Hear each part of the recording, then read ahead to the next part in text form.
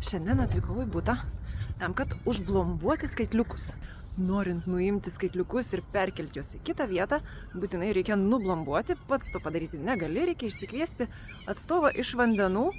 Tai man jau skaitliukus nublombavo, dabar beliko užblombuoti, nes jau yra perkelti į naują vietą. Tai einam pažiūrėti, kaip atrodo skaitliukai ir visas kitas.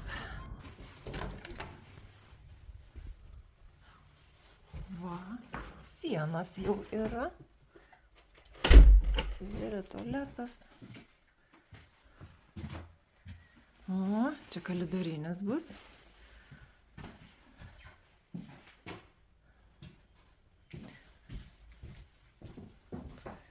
Tai čia bus virtuvė kampe. O, panašėja jau į butą.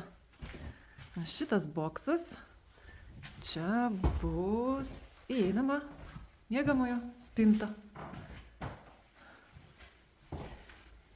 Taip, čia teko uždaryti skylę. Kambarys gavo atskirą įėjimą. Šitas kambarys irgi turi savo atskirą įėjimą.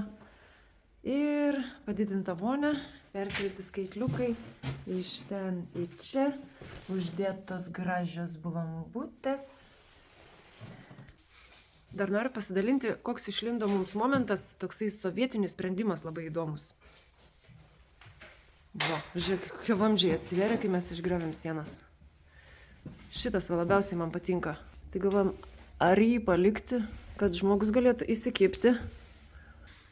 Bet greičiausiai reikės apdirbti taip, kad nesimatytų.